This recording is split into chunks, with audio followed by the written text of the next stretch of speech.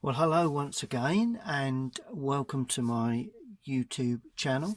I'm in the studio again this morning and looking at a Christmas study, what I class as my Christmas video, or one of them, to show you how to paint quite a simple study of a cottage.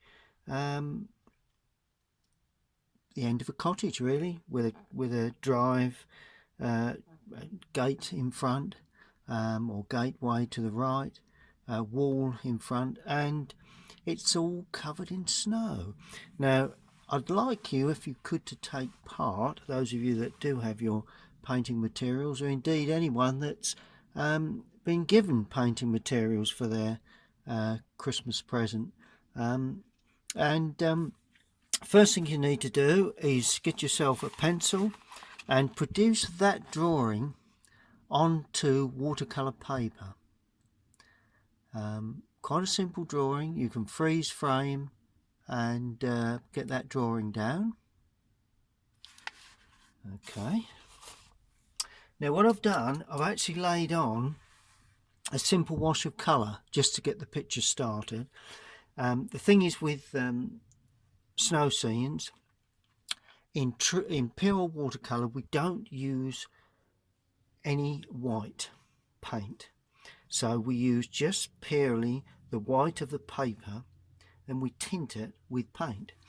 Now I'm going to show you the reason I put this basic wash down, but what I'm going to do, I'm going to put another very light wash on top of that, and I'm not got an edge. As you can see, I've softened the edges in places. It's just a study, just to show you the basic principles really.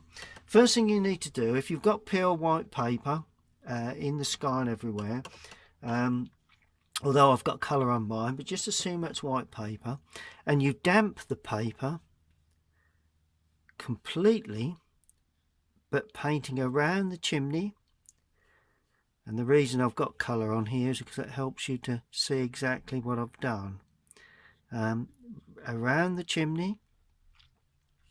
Okay, I'm just damping, just with clean water and a large brush. Use the largest brush you've got in your painting materials. If you're new to painting, then just use a large brush.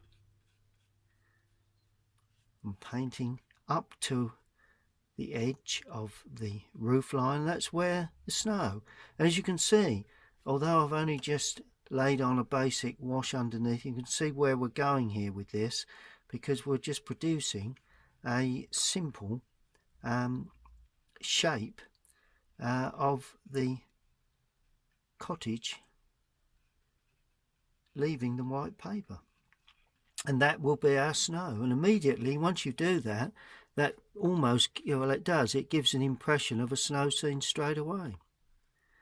There we are. I've just run over there just a touch. I might as well try and remove that so we don't get that. I want this to be quite a good idea of where you would, how you would normally paint. And I'm going to use invariably skies.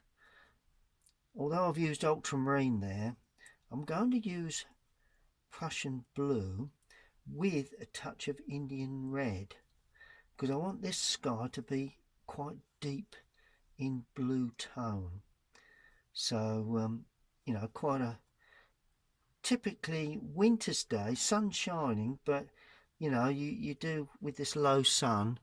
So I'm streaking that across, and in the winter you get a low sun, and I'm just allowing that to blend with the paint that I've already laid on earlier. Now you can just go straight over with your blue colour, and the darker you go with the blue, the lighter the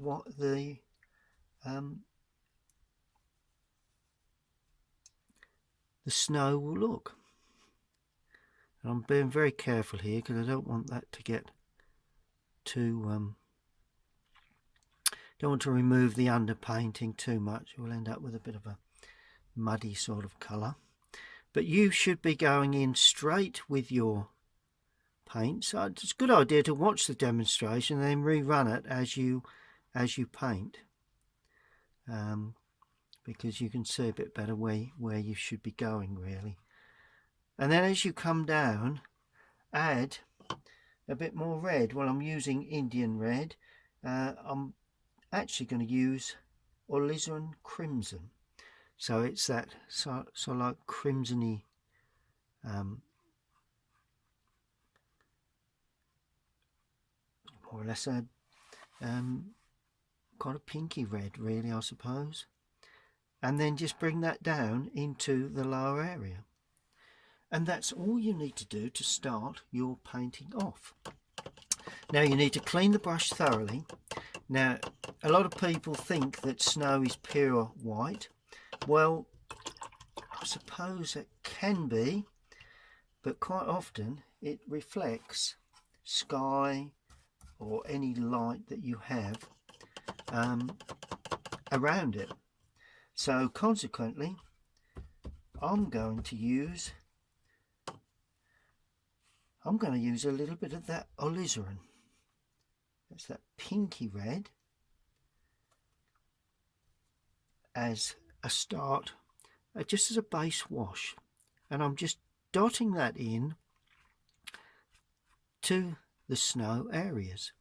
There will be snow on top of that hedging there like that, and you will have a little bit of snow on top of the wall there like that, and here we are, a little bit of that pinkiness. Notice that they're hard edged. Now, you know, I'm going to put a little bit in this lower area as well. A lot of people, you know, when you're learning to paint, you think, well, I don't know whether that's really going to look right, because it's all of a sudden you're tinting the white snow a colour. But I can assure you that once we finish the painting, it will end up looking white. There we go. And all we need to do now is to allow that to completely dry.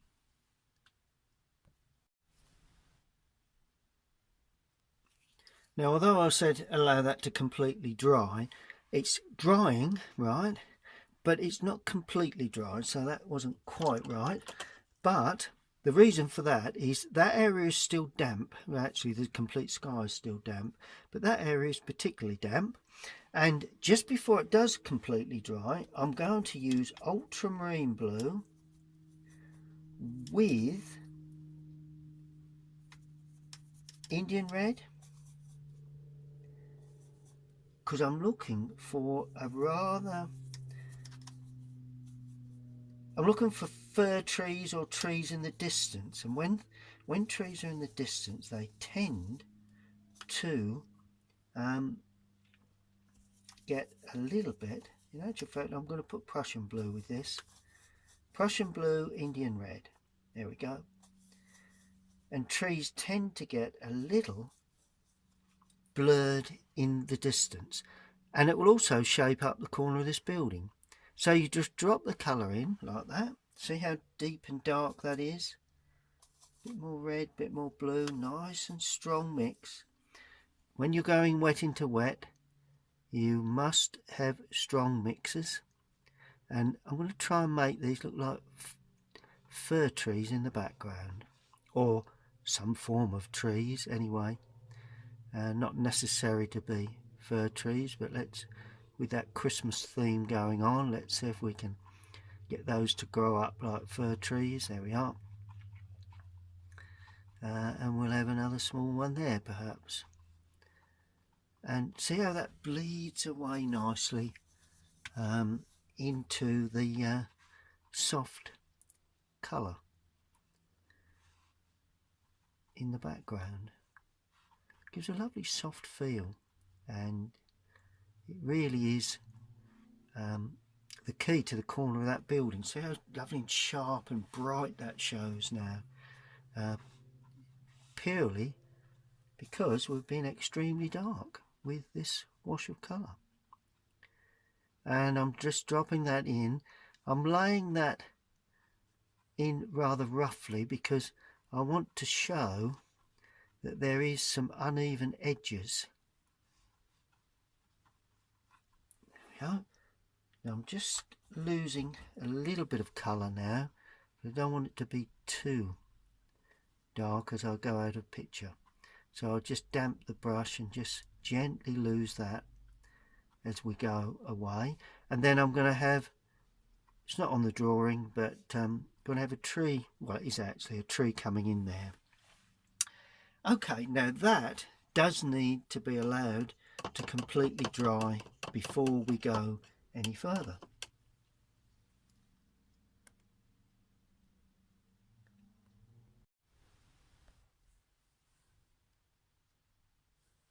Okay, well, now everything is dried up nicely. Can you see how lovely and soft they've gone, those distant trees? Purely because I dropped it in just before it completely dried. But now it's all completely dry. Now we look at creating, we're leaving all the white paper until right at the end where we'll put a little bit of shadow on. But at this moment, we're just looking at creating windows, roof work. Now the roofing is burnt sienna. No, let's use light red. It's a bit more of a terracotta, sort of pantar roofing colour, I suppose. And I'm going in purely with that colour. And this is the tile work. There we go. Purely the tiles, and we leave the white paper for the snow. There we are, all of a sudden, and you can make whatever shape you like of that. And the reason I've put it round by the chimney area is purely because that's the sort of position you'd expect, you know, where there's a little bit of warmth from the chimney. And of course, there is what I'd class as a slide of, it's beginning to melt, of snow in that area. But notice how the snow is higher than the roof, purely because that's the depth of snow. And I've really shown that up a little more than it's really necessary, but it just helps really to really just show that there is that snow sort of cover. And of course shadows are the key to give depth to this sort of these sort of areas, but I'll show you all that shortly. So quickly in, we can't see any other area of tile work. You could put it in if you wished, but now I'm adding a little more red now to the chimney itself. So it's that alizarin red, alizarin crimson, and that's going to be painted in nice and warm, leaving an area for snow possibly around the top of the chimney. Incidentally, we're going to have light coming from the left, so that's always useful to leave a small bead of white on the edge of the chimney pot just to show the direction of light. Good. Now the chimney itself, I'm using burnt umber with a little of the light red. It's more or less into that same part of the mix really. Mainly because quite often chimneys are considerably lighter, the chimney stack considerably darker in tone, and so I'm going to paint that in. And what I'm going to do, there is an overlap of brickwork. I'm going to, just before that dries, just allow that to gently bleed in to, see where it's just getting soft there? That was a nice thing to do. And of course on the sunlit side it'll be slightly weaker. So just remove a little bit of paint from the side of the brush and run that down the sunlit side and allow that to move in as well. Not bad to have a little bead of white down there just to sharpen the corner. So we've got a lovely chimney pot shining there in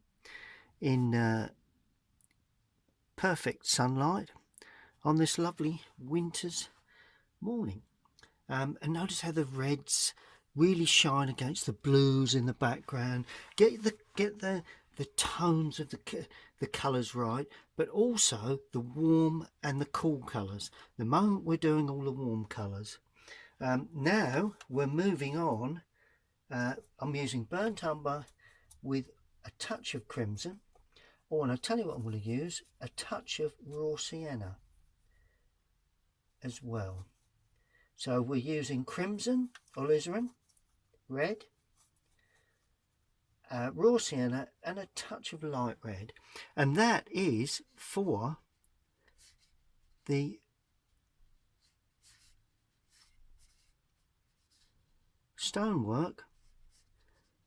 Sorry, it's not stonework. Should be using a larger brush here really. But I want to show a little bit of hinting at gaps in the brickwork.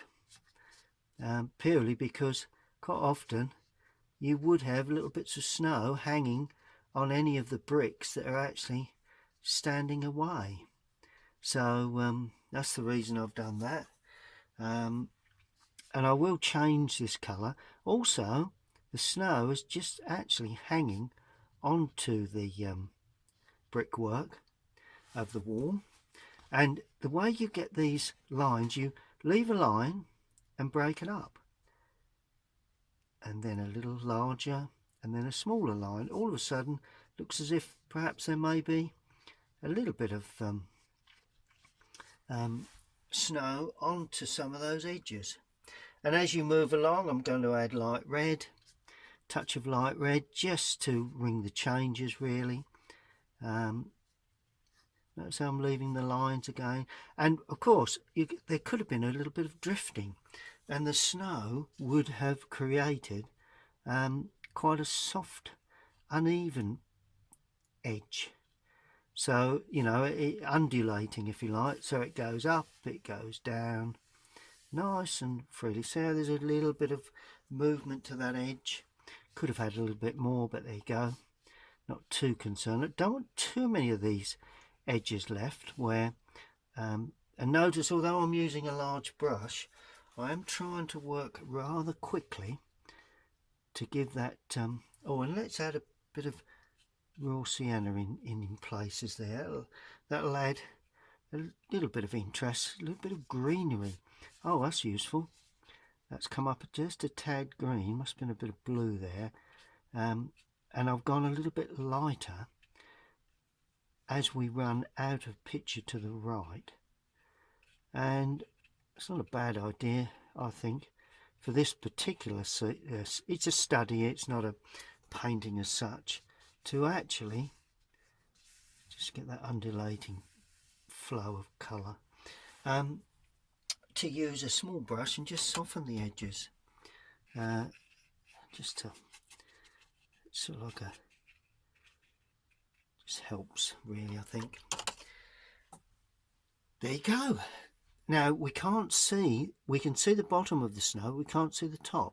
So it could be a red brick cottage, but I'm going to use a little bit of license and treat it as a rendered, and it needs to be a warm colour but not too warm. So I'm going to use raw sienna as a rendered part of the building. So it's warm, there is a bit of guttering there which will need to go in, and we bang that down there like that very quickly. And of course when we come down, go round the windows, the window frame is white paper, and there is a sill, but that's a white, let's call that a white sill. And then of course as we come down to where the snow is, it's not jagged and rough edged, it's pretty much even really. Now I'm going to have a small bush there. I never actually put that in on the drawing, but it's an optional extra. A couple of areas there that hang down, they'll all be shown up with shadow. And what I'm going to do, leave a touch of white paper there in an arc, white surround, that's it. And we've got some lovely warm colours against the snow, vital if you're going to create a nice, what I'd class as an interesting and a building that really, you know, is inviting. Oh, snow on top of little porch area there on top of that. There we go. And then as we go at a picture again, perhaps a little bit lighter. Could add a bit of red into that. Oh, and there's another couple of shrubs there which you may be able to see there and there. I've just painted around them really. And then there again, let's just lose that. Just a damp brush, that's all I've done, just to soften it. This is a study. I want soft edges all the way around the outside. So that's how I'm going to achieve that. Good. Okay, that's looking good.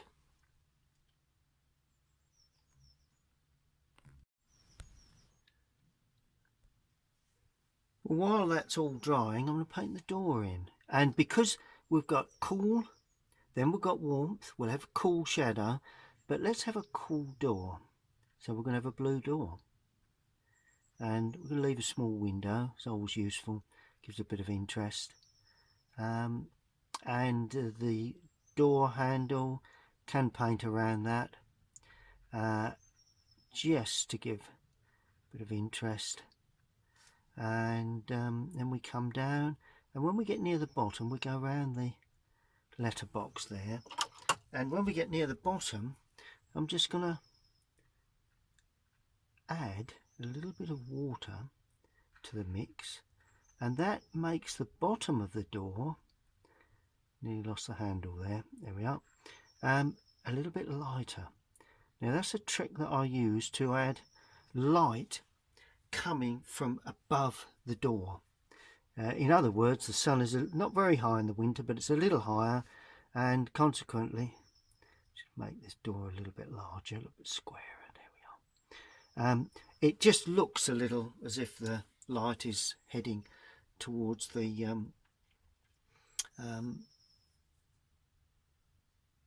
lower part of the door. Really, we've got shadow. Okay, now windows. Vital that we get these in fairly dark. These cottages didn't have a great deal of light because the windows were quite small, as they are. So I'm going to use Prussian blue again with Indian red, and let's do the first floor window, and I'm painting leaving the white frames. So that's the way I produce my windows, and fairly loose. And notice how I'm leaving some little touches of unpainted areas of white, because they denote, particularly along the sill area, perhaps there's something sitting on the sill, who knows. And a bit more red in the mix for this window, but nothing greatly, and leave some little areas unpainted here and there. That's the way I would suggest that you leave them, because it does help to, as I say, suggest a pot in the window, particularly there. And let's bring those over just a touch more. And but you can soon overdo this pot business, believe me, I have done that. So just a couple of little images in the window, and while we've got this colour, let's use that for our gutter. Now the guttering would come under there like that. I've left a bit of white on the top, may just about see it there, perhaps a little there, but the gutter does not go beyond that area there. So there would be a downpipe here. Don't make your downpipes too large, although need to be a little bit of strength to this one. There we go. And then I'm stopping to give an impression there's in places where there's just a supporting clip to support, just like that. That's all you've got to do. And your downpipe is in. Let's just show the gutter coming beyond that to there and gradually going again, so that we can see that's continuation of the gutter on the left. Good. Right, we have the gate post, burnt umber,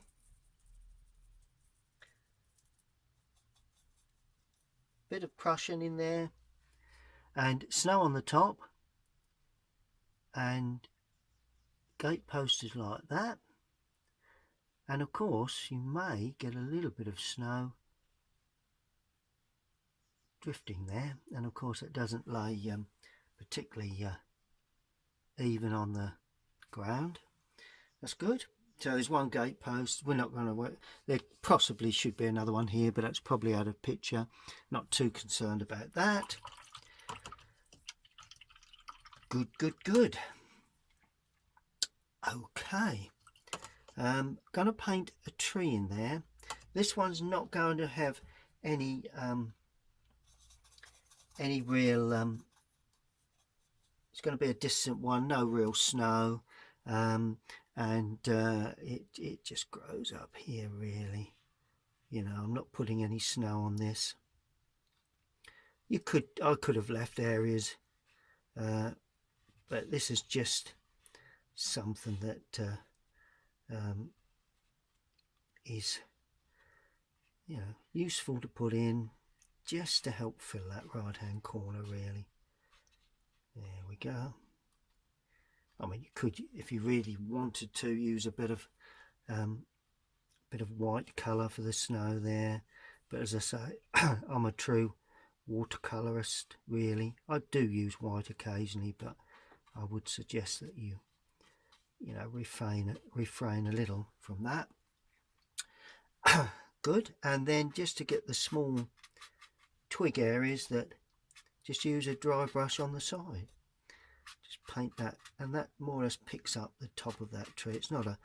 It's just a rough idea of how to paint these winter trees where they're a little bit on the dense side in places. There we are. So that's a distant winter tree, nothing too dominant, all about the building. And clean the brush. Now the other area of tree work is, well, hedging is that. Well, the way you do that, you damp the brush and then you mop off a little of the moisture onto the brush. This needs a bit of warmth in it, so I'll put a little bit of light red or Indian red, either one of those. Bit of burnt umber. There we go. And tops of these bush area, I'm going to show you how to leave snow on the top of that bush. So on the undersides you've got very little snow, quite uneven where it meets the ground, but as you come up you have quite a bit of snow, particularly along that top edge. And that's softened to go out of picture. Notice how the brush is very dry, so it's not giving any hint of it's just giving a hint of snow there because it's extremely dry. It's going a little bit darker around the top of that area there. That's the just to help show up the snow on the top of that post. Useful thing to do. Going a little darker in places, a bit more blue in there, just to pick up tones, particularly in the lower area. A bit of red in there, and then of course as it runs out of picture, and try and keep a reasonable edge on top, just to show the snow on the,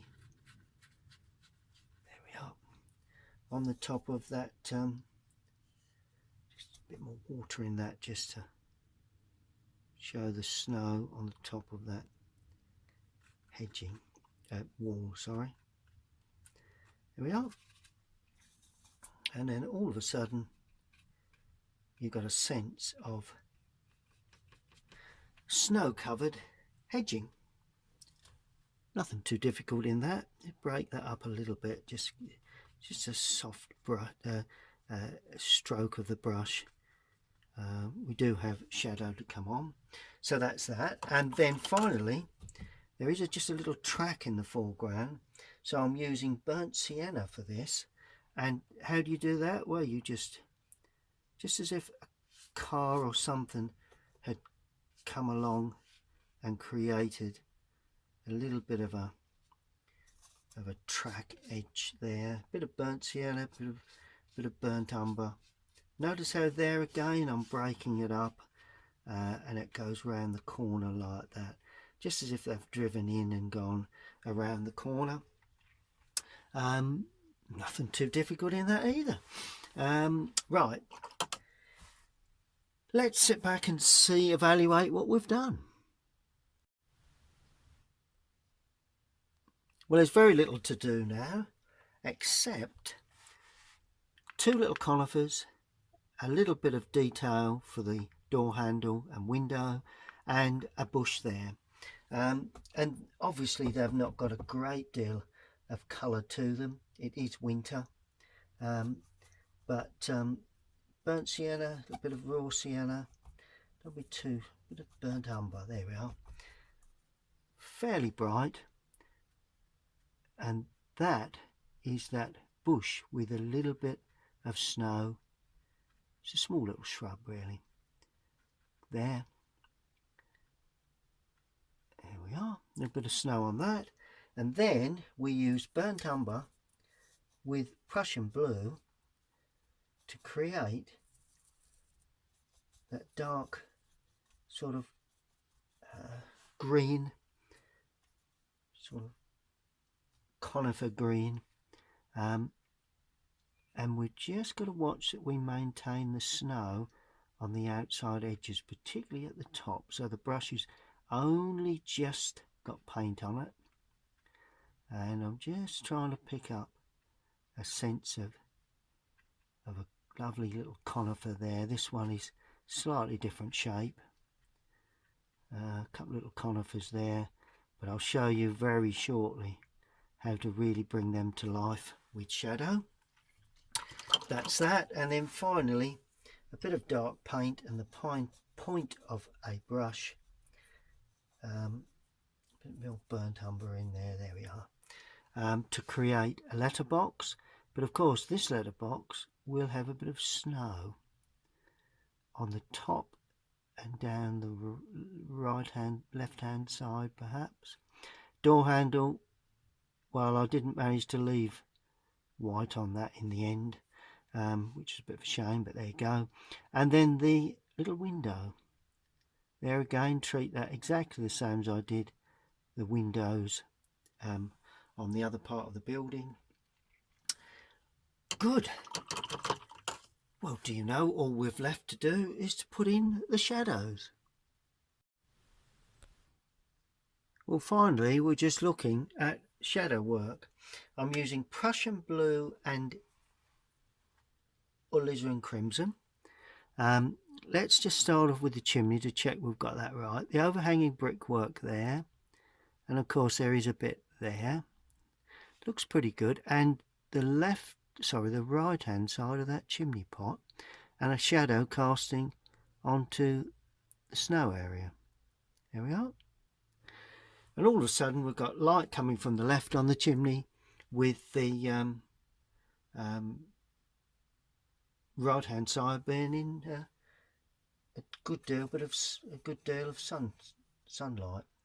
Now, because of the height of the snow, we will have shadow there, cast from the height of the snow onto the roof area. tile work. We will have a small shadow there cast up the roof from the chimney. So those little areas are very important. And of course, we'll have a shadow there for the depth of the snow. Always remember, snow has depth. And once you get these in, you'll have a bit there, you'll have a bit across the bottom and down this side. But of course, you won't have it on the right hand side because the sun is catching that. Good. Now, we will have a shadow from that dormer window. And because it comes from the back of the roof, it doesn't come from the top there because that is sitting away. It's where it would meet, where the apex of that would meet the roof. Well, it's there. So it would cast a shadow like that and like that. Then all we've got to do then is just fill it in, leaving the snow area. There we are. And all of a sudden, got that lovely feeling of shadow onto the snow from that dormer window. And of course, there is another shadow area for the overhang there of the roof line. Reasonable bit of depth. And these windows I'm going to make as if they're slightly recessed. Oh, and we'll have a little bit under the sill and down the right of the sill. That's interesting. That's looking good. More water because it is beginning to dry. Oh, now where do we have the shadow under the? We'll have a shadow there, and that slants at a bit of an angle. That'll run out of picture. I suppose I ought to soften that really in a moment. Then we have a casting angle there, and that lays under the snow there, where the snow, more or less icicles or snow drips there. You'll have an area there and another area there. We go. And that has a bit of depth to it as well. Alright, so that runs across there, and then of course that has a bit of added depth because it stands away. You can get those shadows somewhere near that sort of position, you get that lovely feeling of sunlight onto the building. Of course, we've got a shadow to the right hand side of the downpipe. We've got a shadow for the recess of the window. There, we have a shadow under the sill down the right hand side, like that. We also have another shadow under the door there, because that's slightly recessed, like that. And of course, the porch, I'm having a little bit of a porch area, and that's going to have a shadow. It's coming from the porch area itself, like that. There we are. Right hand sides of these, not too much on the brush for these. Right hand sides of these conifers, painting over the complete area, but you will eventually see where the snow, see how the snow is in sunlight on the left? Same will affect that area there. 1 or 2 little touches, but mainly in sunlight. But then of course, to get that conifer to stand away from the building, it will shadow up onto the building itself, like that. And this will shadow up onto the building there. Once it all dries, all will be revealed. Don't worry if it's not looking exactly what you'd hope for at this stage. Just leave it to dry. Okay, now another area of shadow underneath the overhang of the snow there, because the snow has a bit of depth to it on the wall,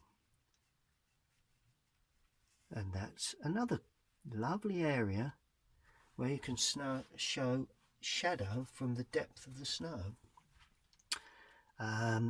Right, the building itself, that would cast a shadow onto the snow area there, and then it would gradually break up. Don't want to bring that too far over, so we use a little bit of just a damp wash of colour.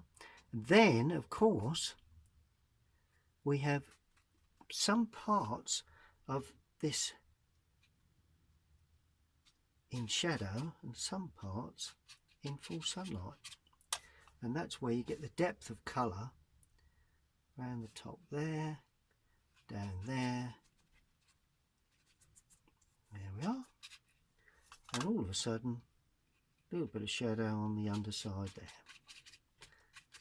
So we'll give an impression of snow on top of these areas, but not everywhere. Excellent stuff, like that. Seems to be working very, very well. Lights against darks, darks against lights. That's the building shadow coming there, going up the hedge. And then finally, for the shadow side of things, a bit of shadow in the foreground. What I'd call casting shadow from possibly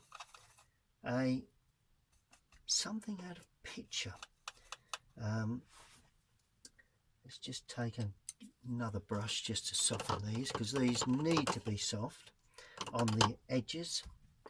And then all we do, we say, right, say there's a tree running out of picture, right?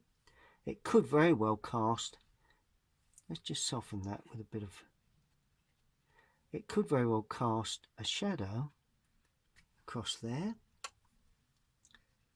See how that bleeds into that soft area? Right, okay, and then it breaks up because it is a tree, and that will then create a dappled light, slowly getting lighter and brighter as you head away in front of that door. You can come as far away or as close as you like. Then that would cast a shadow onto the snow itself, and that would be dappled as well.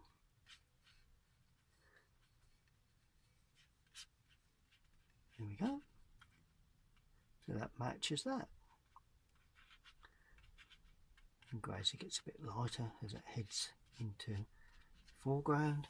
And then there again, I want to soften that. It's just a balancing thing. There's softening around the edges. You don't have to do that if you don't want to. Then I'm adding more water to the brush to really soften a shadow right in the foreground. It's always a good idea to have a little bit of foreground shadow work. And of course, where it turns down along the track, where that post is, will cast a shadow, and the right hand side of the mound of snow running up the track would also have shadow. Little bit of shadow work within the notice how I soften it with my fingers. Just pull a piece across like that and just soften it, and it looks a bit more like undulating snow rather than just a piece of white paper, really. And if you notice, all of a sudden the building itself, although you can see those little warm areas, they're not of any major consequence. And I'm just going to just feel like it needs a little of something down. I'm just going to soften that with a little bit of clean water, well, almost clean, and I'm just going to dive in with a little bit of soft shadow running there, just as if there's a tree or something out of picture again, just giving that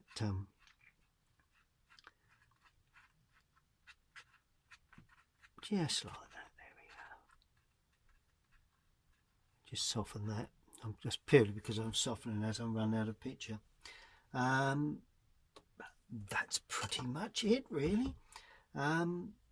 Let's sit back and see what we've done with that.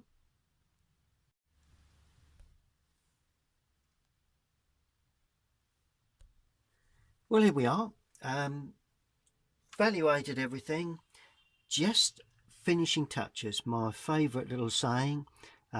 Just a little bit under there, a bit there. Just under the window there. Where else are we likely to have just a little bit of hinting at additional sort of detailing there, possibly. It's all just sharpening up one or two little edges, really.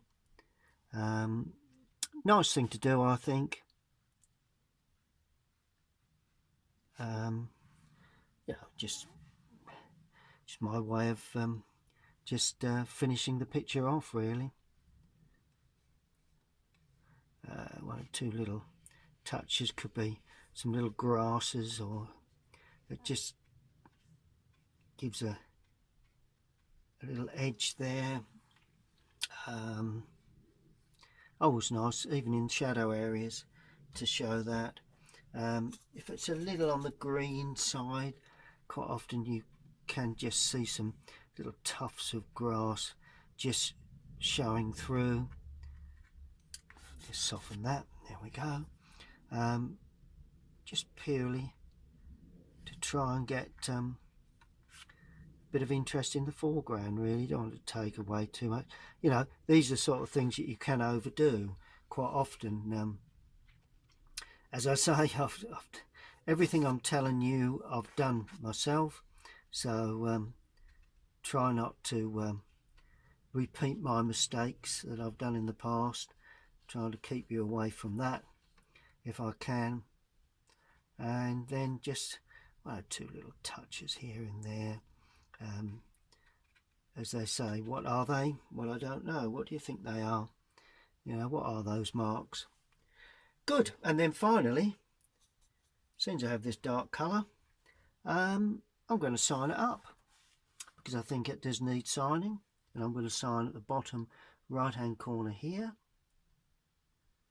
in my normal manner with the paint that I've used, and that denotes that I painted that and it's my demonstration. Good. Well, I hope you've enjoyed that not too long a video of how to paint a cottage in winter, and please subscribe to my YouTube channel if this is the first time you've visited my channel, and subscribe by clicking bottom right hand corner, my logo, the bottom right hand corner, because that will send you keep you in touch with everything else I do. Hope you've enjoyed that, and get those brushes out and have a go at that lovely little cottage working from this video, really. I'll be back very soon, and thank you all for watching.